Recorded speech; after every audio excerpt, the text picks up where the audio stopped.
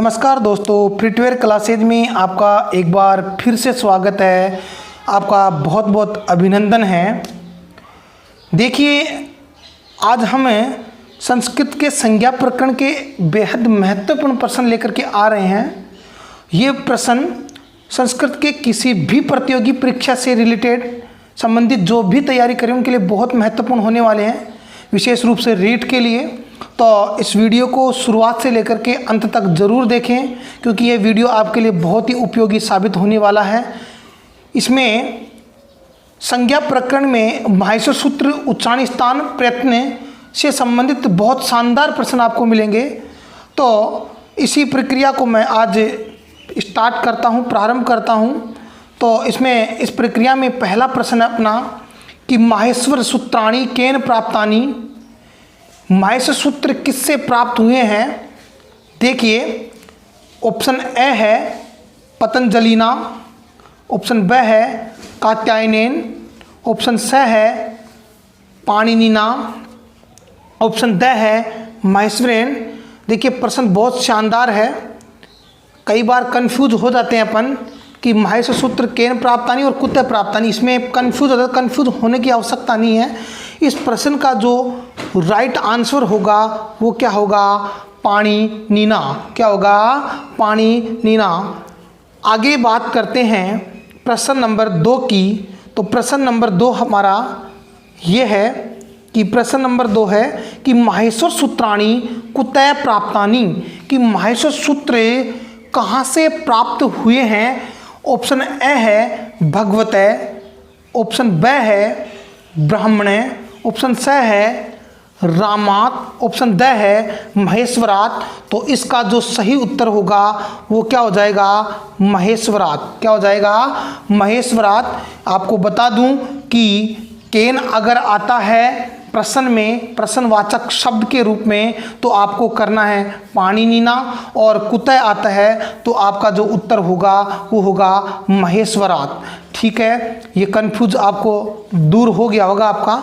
आगे बात करते हैं प्रश्न नंबर 3 की।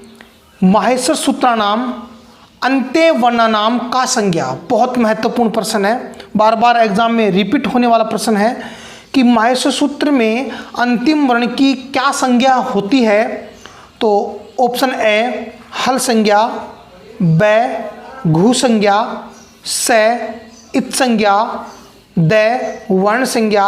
तो आपको पता है माहेश्वर सूत्रों में जो अंतिम हलंत वर्ण होता है उसकी क्या होती है, उसकी इत संज्ञा होती है। क्या होती है, उसकी इत संज्ञा होती है।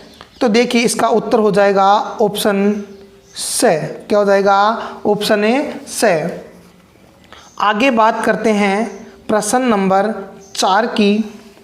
देखिए, इसमें जो प्रश्न हैं वो सारे बहुत महत्वपूर्ण प्रश्न हैं। तो आप इस वीडियो को शुरुआत से लेकर अंत तक ज़रूर देखें। मैं फिर से पुनः आपको बता रहा हूँ, ये प्रश्न आपके लिए बेहद महत्वपूर्ण होने वाले हैं। प्रश्न नंबर 4 है हकारा दिस्वकार्य, ये है रिक्त स्थान। इसमें रिक्त स्थान की आपको पूर्ति करनी है। इसमें कौन सा ऑप्शन आएगा। ऑप्शन ए है इत्संज्ञक है, ऑप्शन बी है लोप संज्ञक है, ऑप्शन सी है उच्चारणार्थम, ऑप्शन डी है नास्ति। तो आपको पता है जो हकार जो आदि है, हकार में केवल जो हकार में जो क है, ठीक है, वो सिर्फ और सिर्फ उसका उच्चारण के लिए प्रयोग किया जाता है। इस प्रकार से इसका जो सही उत्तर होगा वो क्या हो जाएगा, उच्चारणार्थम, यानी कि उच्चारण के लिए है। में जो आकार है वो केवल उच्चारण के लिए प्रयुक्त किया जाता है। प्रश्न नंबर 5, माहेश्वर सूत्राणाम मूल प्रयोजनम किम। बहुत शानदार प्रश्न है कि माहेश्वर सूत्रों का मूल कारण क्या है, मूल प्रयोजन क्या है, उद्देश्य क्या है। तो ऑप्शन ए है प्रत्याहार निर्माणम, ऑप्शन बी है इत संज्ञा, ऑप्शन सी है वर्ण संज्ञा, ऑप्शन डी है न को अपि। तो आपको पता है जो माहेश्वर सूत्रों में माहेश्वर सूत्रों का जो मूल कारण है वो क्या है, प्रत्याहार निर्माण करना। क्या हो जाएगा इसका राइट आंसर, ऑप्शन ए।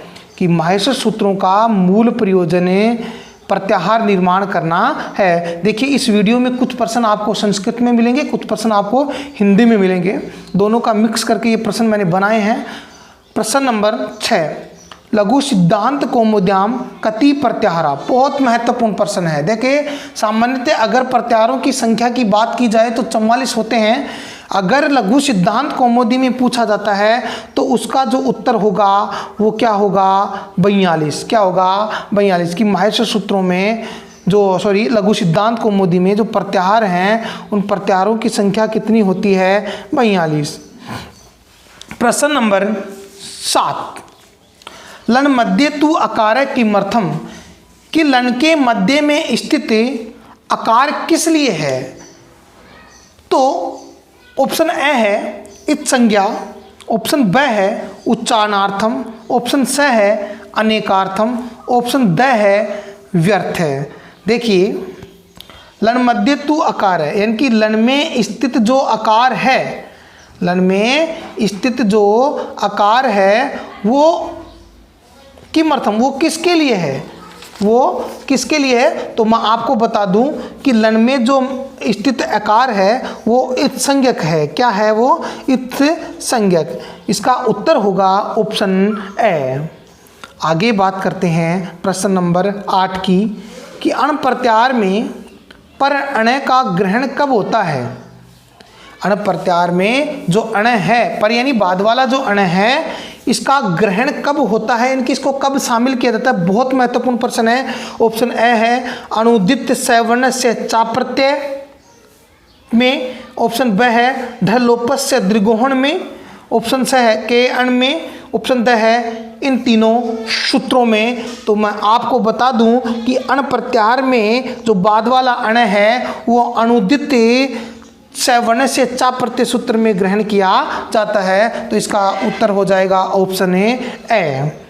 आगे बात करते हैं प्रश्न नंबर 9 की। देखिए प्रश्न नंबर 9 है र प्रत्याहारे के वर्णा। बहुत बार परीक्षा में ये प्रश्न आता है और ध्यान देना, आपकी बार माहेश्वर सूत्रों को रीट में शामिल किया गया है संस्कृत के सिलेबस में। तो मैं आपको बता दूं कि प्रत्याहारों से और माहेश्वर सूत्रों से संबंधित एक प्रश्न जरूर आएगा, 100% आएगा। तो इसके लिए इस प्रकार से ये बेहद महत्वपूर्ण प्रश्न है कि र प्रत्याहारे के वर्णा, कि र प्रत्याहार में कौन से वर्ण आते हैं। तो मैं आपको ऑप्शन बता देता हूँ। ऑप्शन ए है र, ऑप्शन ब है ल, ऑप्शन स है र ल, ऑप्शन द है न को अपी। तो मैं आपको बता देता हूँ कि र प्रत्याहार में 2 वर्णों का ग्रहण किया जाता है, र और ल का, र और ल का। आगे देखते हैं, आगे बात करते हैं। देखिए प्रश्न नंबर 10, प्रश्न नंबर 10 है कि सर्वाधिक प्रत्याहार किस इत संज्ञक वर्ण से बने हैं। सर्वाधिक जो प्रत्याहार है वो किस इत संज्ञक वर्ण से बने हैं। तो ऑप्शन ए है, ऑप्शन ए है, ऑप्शन ब है स, ऑप्शन स है ल, ऑप्शन द है स व ल दोनों से। ऑप्शन ए द है स व ल से। तो आपको पता होना चाहिए कि जो सर्वाधिक प्रत्याहार हैं वो स व ल इन दोनों वर्णों से बने हैं। इस प्रकार से आपका सही उत्तर हो जाएगा स व ल दोनों। देखिए प्रश्न नंबर 11, प्रश्न नंबर 11 है कि उच्चारण स्थान कितने होते हैं। बहुत बार कन्फ्यूजन होता है इस प्रश्न को लेकर के। तो मैं आपका प्रश्न, ये डाउट जो है इसमें, इस डाउट को मैं आपको क्लियर कर देता हूं। एक बार पहले प्रश्न को देख लेते हैं कि उच्चारण स्थान कितने होते हैं। ऑप्शन ए है 4, ऑप्शन ब है 5, ऑप्शन स है 6, ऑप्शन द है 7। तो मैं आपको बता दूं कि उच्चारण स्थान कितने होते हैं। सामान्यतः अगर ऐसा प्रश्न पूछा जाता है तो आपका जो उत्तर होगा वो क्या होगा, 7। क्या होगा, 7। आगे देखिए प्रश्न नंबर 12 कि पाणिनीय शिक्षा में कितने उच्चारण स्थान माने हैं। पाणिनीय शिक्षा की अगर बात की जाती है तो उसमें कितने उच्चारण स्थान माने गए हैं। तो मैं आपको ऑप्शन ए बता देता हूं, इसमें 5, ऑप्शन ब है 8, ऑप्शन स है 7, ऑप्शन द है 9। तो आपको अगर सामान्यतः प्रश्न आता है उच्चारण स्थान कितने होते हैं तो उसका उत्तर होगा 7। पाणिनि शिक्षा की बात की जाए तो उसका उत्तर क्या हो जाएगा 8। क्या हो जाएगा 8। ध्यान देना, अगर सामान्यतः उच्चारण स्थान पूछता है तो बताने हैं 7, पाणिनि शिक्षा के अनुसार पूछा जाता है तो बताने कितने 8। समझ में आ गया होगा। आगे बात करते हैं प्रश्न नंबर 13 की। प्रश्न नंबर 13 है कि कितने वर्ण 2 उच्चारण स्थानों की सहायता से बोले जाते हैं। बहुत शानदार प्रश्न है। ऑप्शन ए है 6, ऑप्शन ब है 32, ऑप्शन स है 38, ऑप्शन द है 10। तो मैं आपको बता दूं कि 2 उच्चारण स्थान वाले जो वर्ण हैं उनकी संख्या कितनी होगी 10। कितनी होगी 10। इस प्रकार से आपका उत्तर क्या हो जाएगा द। आगे बात करते हैं प्रश्न नंबर 14 की। दकारस्य उच्चारण स्थानम किम। दकार का मतलब द का उच्चारण स्थान क्या होगा तो मैं आपको बता दूं। ऑप्शन ए है मूर्धा, ऑप्शन ब है दंतः, ऑप्शन स है नासिका और ऑप्शन द है कंठ।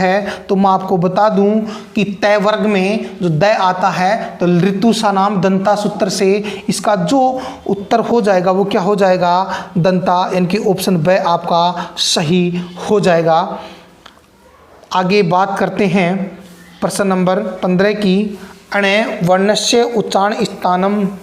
अण्य वर्ण का उच्चारण स्थान क्या होगा। अण्य वर्ण का उच्चारण स्थान क्या होगा।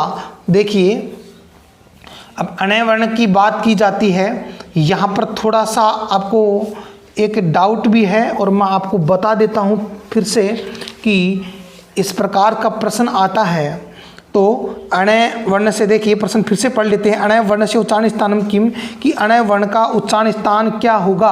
ऑप्शन ए है मूर्धा, ऑप्शन ब है नासिका, ऑप्शन स है उभो, ऑप्शन द है दंता।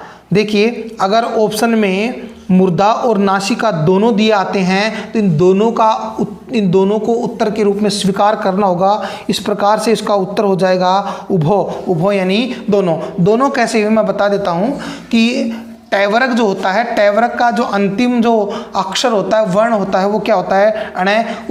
इस प्रकार से उसका हो जाएगा ऋतु रसनाम सूत्र से मूर्धा, और पंचम अक्षर होने के कारण यमगणना नाम नासिका, इस सूत्र से हो जाएगा नासिका। इस प्रकार से दोनों हो जाएंगे इसके उत्तर।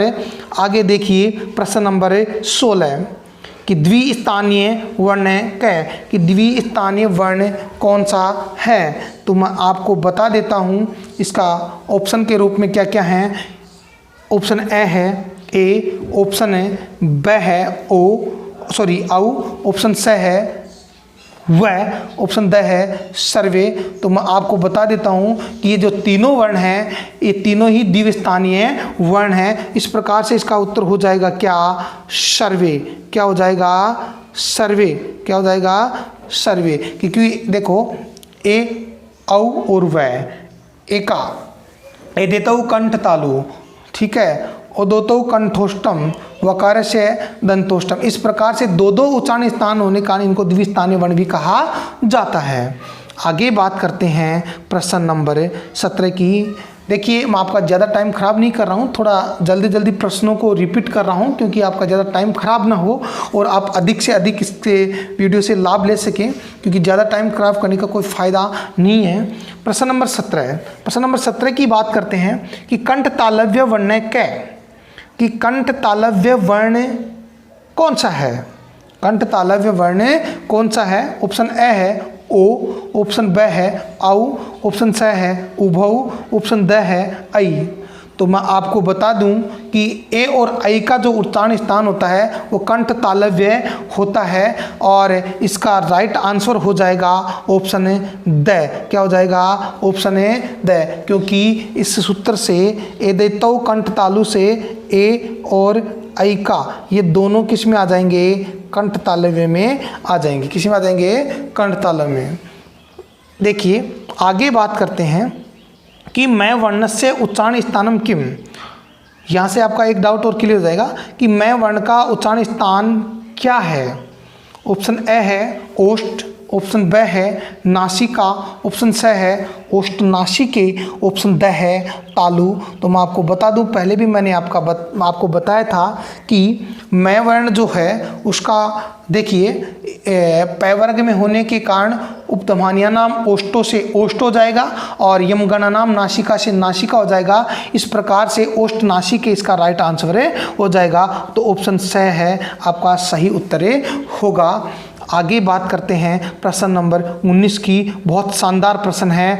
यहाँ मैं वर्णस्य उच्चारण स्थानम किम यह पूछा है। तो ऑप्शन ए है इसका ओष्ठ, ऑप्शन ब है नासिका, ऑप्शन स है दंता और ऑप्शन द है तालु। तो मैं आपको बता देता हूँ, अगर ऑप्शन में दोनों संयुक्त रूप से आपको दिया हुआ होता है तो उत्तर के रूप में इस प्रकार के प्रश्न में उसको स्वीकार करना होगा, और अगर अलग अलग दिया होता है तो आपको उत्तर के रूप में नासिका को स्वीकार करना होगा।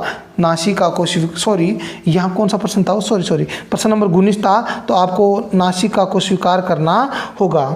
आगे बात करते हैं प्रश्न नंबर 20 कि अनुस्वारस्य उच्चारण स्थानम किम, कि अनुस्वार का उच्चारण स्थान क्या होता है। तो देखिए हाँ, ऑप्शन ए है कंठ है, ऑप्शन ब है मूर्धा, ऑप्शन स है नासिका, ऑप्शन द है दंता। तो अनुस्वार से नासिका सूत्र से अनुस्वार का उच्चारण स्थान क्या हो जाएगा? नासिका। क्या हो जाएगा? नासिका। आगे बात करते हैं प्रश्न नंबर 21 की। तो प्रश्न नंबर 21 है यत्न कतिधा, कि यत्न कितने प्रकार का होता है। तो मैं आपको बता देता हूँ, यत्न 2 प्रकार का होता है, आभ्यंतर प्रयत्न और बाह्य प्रयत्न। इस प्रकार से आपका जो सही उत्तर हो जाएगा वो क्या हो जाएगा? ऑप्शन नंबर स, द्विधा, यानी कि 2 प्रकार का। आगे बात करते हैं आभ्यंतर प्रयत्नों की संख्या है। आभ्यंतर प्रयत्नों की संख्या कितनी होती है? तो मैं बता देता हूँ आपको।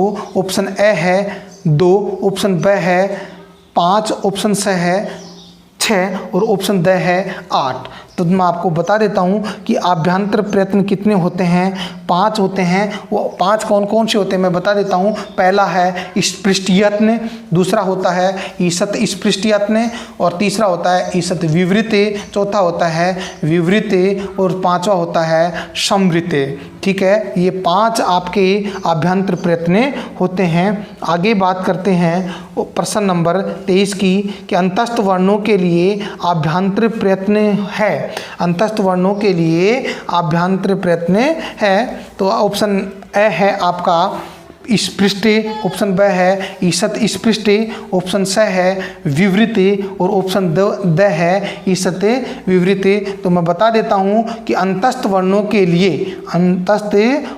लिए ईषत स्पृष्ट प्रयत्न होता है। इस प्रकार से आपका सही उत्तर हो जाएगा ईषत स्पृष्ट। ईषत स्पृष्ट इसमें अंतस्थ वर्ण ही आते हैं। कौन से में? ईषत स्पृष्ट में। देखिए आगे बात करते हैं प्रश्न नंबर 24 की। बहुत महत्वपूर्ण प्रश्न है। अगर कहीं से एक खतरनाक प्रश्न इस टॉपिक में बनता है तो ये प्रश्न बनता है, थोड़ा ध्यान देने की जरूरत है कि प्रक्रिया दशा में ए वर्ण का आभ्यंतर प्रयत्न है, कि प्रक्रिया दशा में ए वर्ण का आभ्यंतर प्रयत्न है। तो मैं आपको बता देता हूँ कि ए वर्ण जो होता है इसकी प्रक्रिया दशा में तो क्या हो जाएगा? ए वर्ण है उसका प्रक्रिया दशा में हो जाएगा आपका विवृत। क्या हो जाएगा? विवृत। क्या हो जाएगा रे? विवृत हो जाएगा। क्या हो जाएगा? ध्यान देना, प्रक्रिया दशा, ठीक है, प्रक्रिया दशा आपको दिया होता है, ठीक है, कि व्याकरण की प्रक्रिया दशा में क्या हो जाएगा? विवृत हो जाएगा। और अगर देखिए साधारण प्रश्न पूछता है कि अ वर्णस्य प्रयत्न में, अ वर्ण का प्रयत्न क्या होगा, तो ऑप्शन ए है विवृत, ऑप्शन ब है समृत, ऑप्शन स है ईसत विवृत और ऑप्शन द है न को अपि। तो आपका इसमें सही उत्तर हो जाएगा ऑप्शन ए ब समृत। फिर से सुन लेना, अगर प्रक्रिया दशा में ए का अगर आपको प्रश्न पूछता है तो विवृत होगा, साधारण रूप से पूछता है तो क्या हो जाएगा समृत हो जाएगा। आगे बात करते हैं कि व्यंजनों से संबंधित बाह्य प्रयत्न कितने हैं। व्यंजनों से संबंधित जो बाह्य प्रयत्न हैं वो कितने हैं, तो मैं आपको बता दूं कि व्यंजनों से संबंधित बाह्य प्रयत्न की संख्या होती है, अभी नहीं बताऊंगा, पहले ऑप्शन देखिए। ऑप्शन ए है 4, ऑप्शन ब है 10, ऑप्शन स है 8, ऑप्शन द है 3। तो मैं आपको बता दूं कि व्यंजनों से संबंधित जो बाह्य प्रयत्न होते हैं वो कितने होते हैं, कितने होते हैं रे, 8 होते हैं। कितने होते हैं, 8।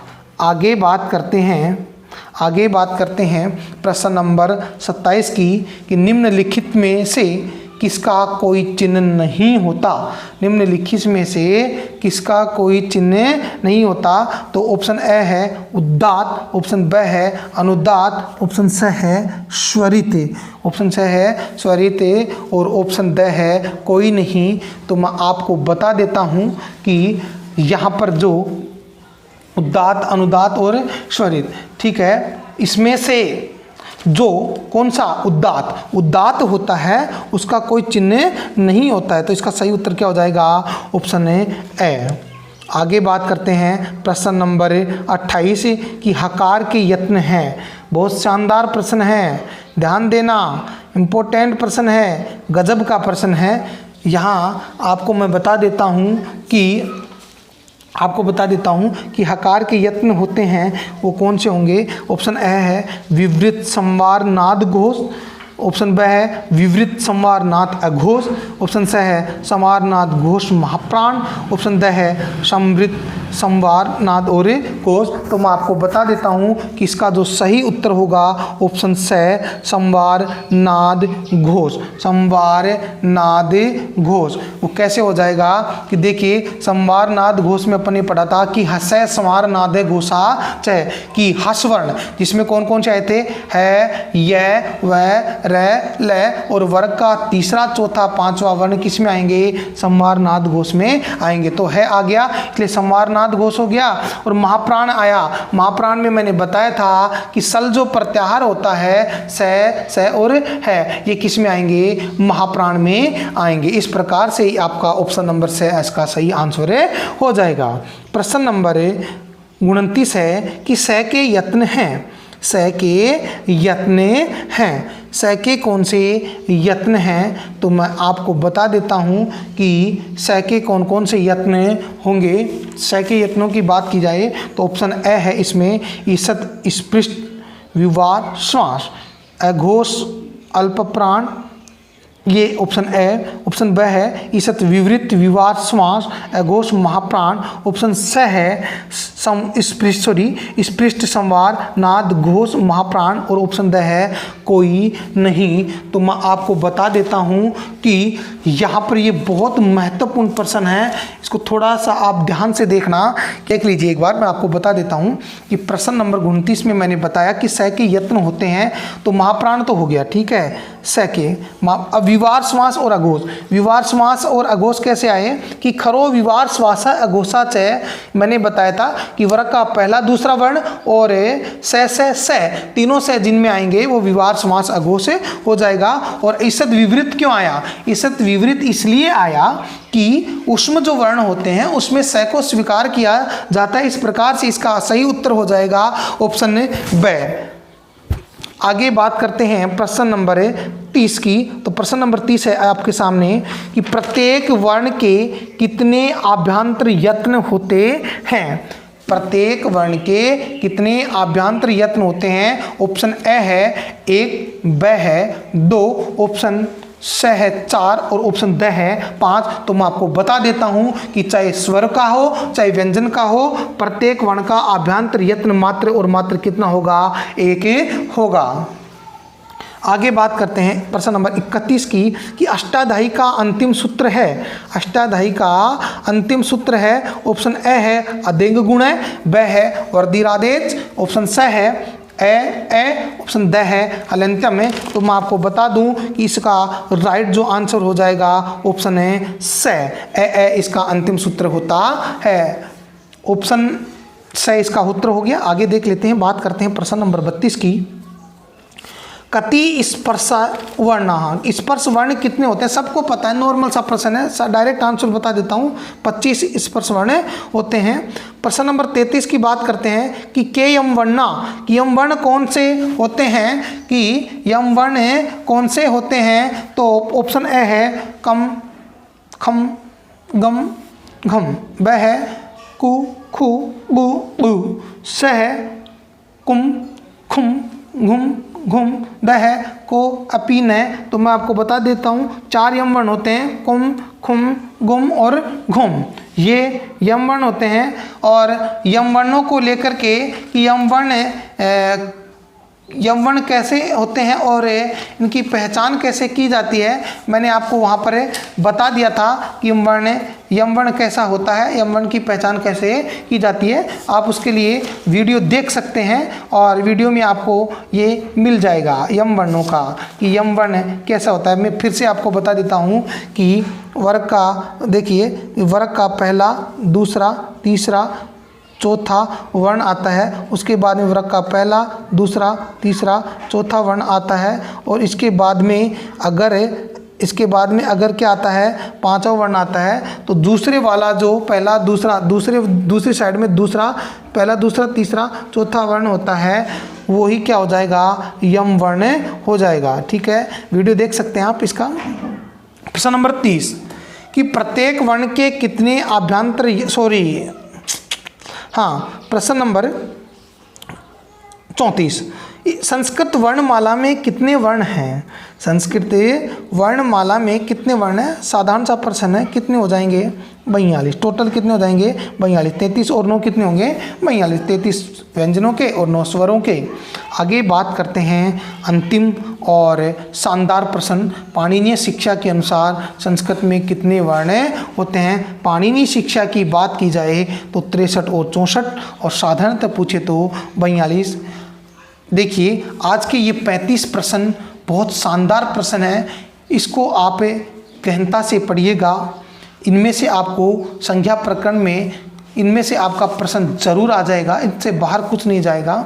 और प्लीज़ गाइज, अगर आपको ये वीडियो पसंद आता है तो वीडियो को लाइक करें, शेयर करें, और चैनल को अगर सब्सक्राइब नहीं किया तो सब्सक्राइब करें। अपने दोस्तों में भी इसको बताएं जिससे कि ज़्यादा से ज़्यादा लोगों को फ़ायदा हो सके। आपका जो सपोर्ट है उस सपोर्ट हमारे लिए बेहद महत्वपूर्ण है, बहुत ज़रूरी है। अगर आप सपोर्ट करेंगे तो हमें ये उत्साह होगा, उत्साह से हम और भी ज़्यादा अच्छे से काम कर पाएंगे। धन्यवाद, टेक केयर, अपना ख्याल रखिए और पढ़ते रहिए, मस्त रहिए, खुश रहिए और आगे बढ़ते रहिए। धन्यवाद।